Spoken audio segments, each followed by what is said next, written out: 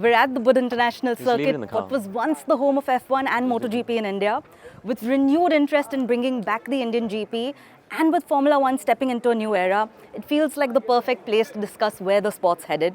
And who better than Karun Chandhok to break it all down for us? Thank you for joining us, Karun. Hi, nice to see you. I just saw you completed a few laps with the RB8. Did you enjoy it? Did it sound good? Incredible. It's so good to relive that sound.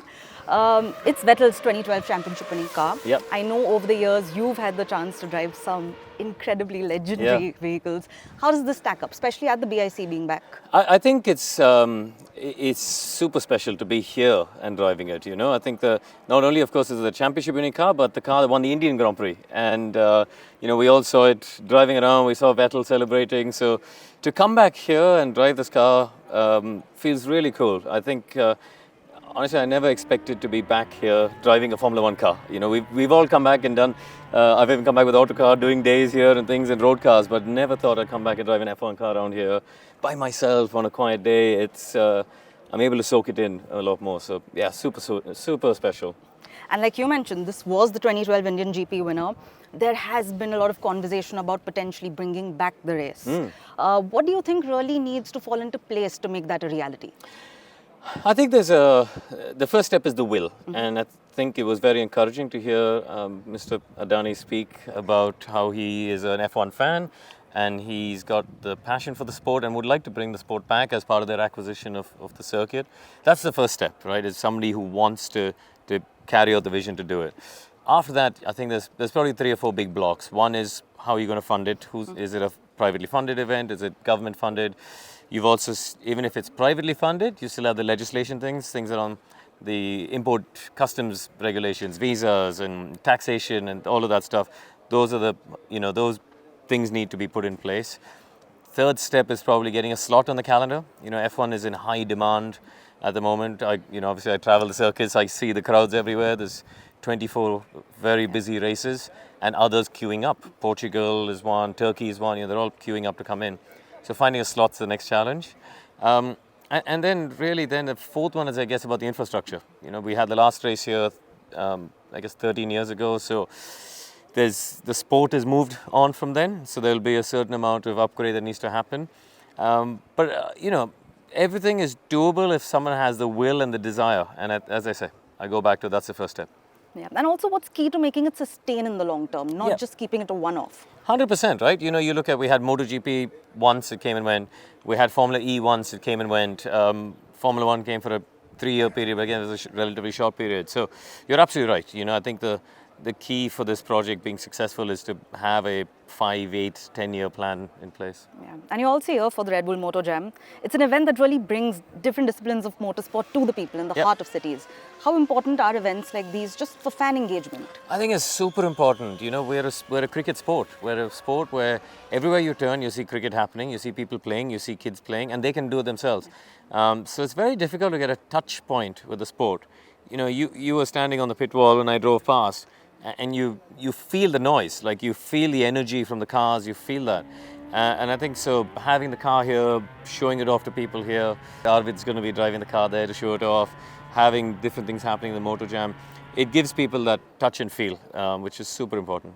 And I have to come to F1 2026. Yep. The new rules essentially hit the reset button. Yes. And I know testing isn't all conclusive, but what do you think the pecking order is going to look like? At the moment, it looks like the big 4 teams will still be the big 4 teams, but we don't know in which order. I think my gut feeling says Mercedes are probably the favorite, and I think that makes George Russell the favorite. Not because Kimi Antonelli is not fast, but George has the experience to put, I think, a championship campaign together across the year. So that's my gut feeling at the moment. But the rate of development is going to be high for the cars and the drivers. They're going to learn a lot. Driving the cars are very different, so they're going to learn a lot as the year unfolds. And how different can we expect the racing to be, especially with these new power units, 50-50 power distribution between electric combustion? Yeah, it's much more about the thinking. You know, the drivers need to be able to think 2 steps ahead, maybe a lap ahead, how to use the energy, how to deploy the energy. The engineers, there's a lot of emphasis actually on the engineers. I think this year the rules have shifted. People always ask me, who's more important, the car or the driver? I think this year has shifted the balance more to the car. I think the system side of it, especially the electronics and the engine side, They have to get that absolutely right and obviously work with the driver. Right. And which of the drivers' natural driving styles do you think is best suited to this? Honestly, there are no bad drivers in F1, right? And I think ultimately, it's going to favor the drivers who are able to use their brains in the races in the long run, and just take it in the big picture. Not just look at I need to use this energy to overtake here. It's about, well, if I use too much here, then what will I use there? Can I harvest enough? The rules are super complicated. But I think also for the fans, what I would say is, even just being here, right? I've been in Delhi now for the last 24 hours, speaking to different fans. I met some at a restaurant yesterday, and they're all getting caught up in active aeros, this and boost to this and everything. Don't get too caught up in all of that stuff. Take it for what Formula One still is, which is the best drivers and the best cars on the best tracks, having great racing.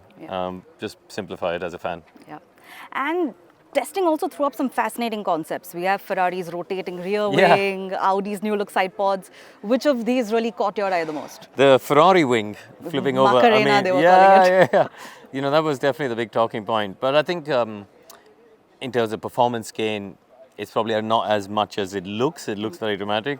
But that's what I love about F1. F1 is all about pushing innovation and coming with cool, different ideas, which is it was interesting to see.